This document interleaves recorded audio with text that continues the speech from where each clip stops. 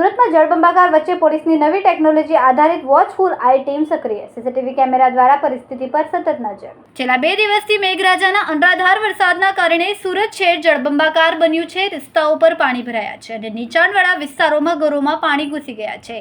આ વિકટ પરિસ્થિતિ વચ્ચે સુરત પોલીસે આધુનિક ટેકનોલોજીનો મહત્તમ ઉપયોગ કરીને નાગરિકોને મદદ કરવા માટે કમર કસી છે.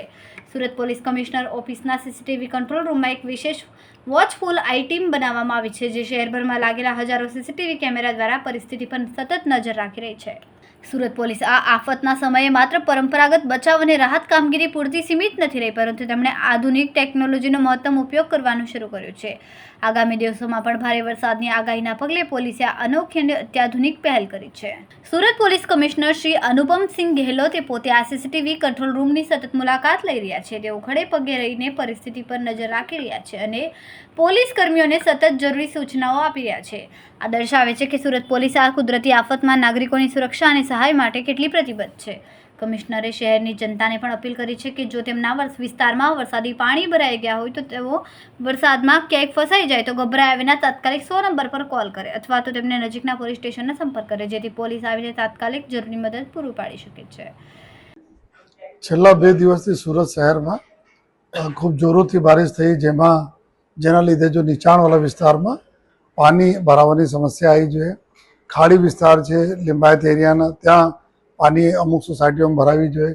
સલાબતપુરા વિસ્તાર, વરાછા, સારોલી, સરથાણા, આ બધા વિસ્તારો, મૈદરપુરા, ઘણી બધી વિસ્તારોમાં જો નીચાણવાળા વિસ્તાર હતા ત્યાં ખૂબ જ પાણી ભરાવાના લીધે જોઈએ લોકોના જો મુશ્કેલીઓ પડતી હતી. ટ્રાફિક નિયમનથી લઈને લોકો ઘરમાં ફસાઈ ગયા હતા. 4 ફીટ જેટલા તક પાણી ભરાયા હતા. તો તમામ સમગ્ર જો શહેરમાં પોલીસના અધિકારીઓ અને જવાનોને સૂચના આપવામાં આવી હતી કે તમામ લોકો રોડ ઉપર રહેશે અને એવા વિસ્તારમાં લોકોને મદદ કરતા રહેશે જોઈએ. અને મને ખૂબ ગર્વ છે કે અમારા પોલીસના જવાનો અને અધિકારીઓ ખડે પગે રહીને જો લોકોને બચાવના કામગીરીમાં ટ્રેક્ટર મારફતે લઈ આવ્યા, બહાર કાઢી બીજી ગાડીઓ મારફતે જોઈએ એના આપણે ખભામાં બેસાડીને લઈ આવ્યા અને આ પ્રકાર લોકોને બહાર જોઈએ કાઢ્યા જોઈએ. અને ટ્રાફિક ના જાય ત્યાં એના માટે જો અમારા ટ્રાફિક કંટ્રોલ રૂમમાંથી જો સીસીટીવી કંટ્રોલ રૂમ છે ટ્રાફિક માટે અલાયદા બનાવવામાં આવેલા છે.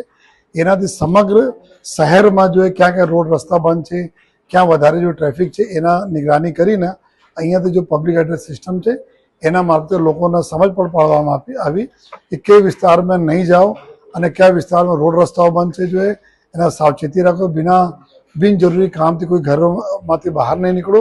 તો અમને ખૂબ ખુશી છે કે આપણે પ્રજાજનો અમારી વાતોનો જો માન આપીને જોઈએ બિનજરૂરી જો રોડ ઉપર નથી આવ્યા, જેના લીધે રોડના ટ્રાફિક નિયમનને બી પોલીસને આસાની પડી.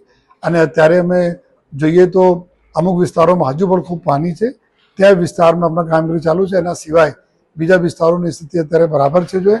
પરંતુ છેલ્લા આવનાર જો 3 દિવસ ઓર જો ભારે વરસાદના આગાહી છે, જેના ધ્યાનમાં રાખી સમગ્ર જો ટ્રાફિક પોલીસ તંત્ર અને તમામ થાણાઓના પોલીસ તંત્ર એલર્ટ છે જોઈએ.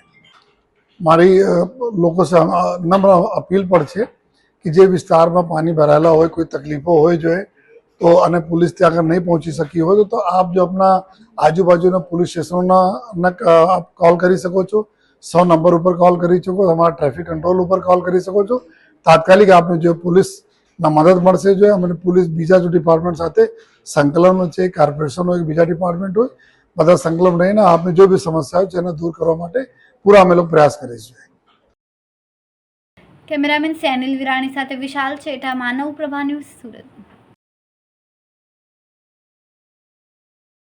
અમારા વિડિયોની નવી અપડેટ મેળવવા માટે સબસ્ક્રાઇબ કરો માનવ પ્રભા ન્યૂઝ ચેનલને. બેલ આઇકન ક્લિક કરો લેટેસ્ટ વિડિયો સૌથી પહેલા મેળવવા માટે.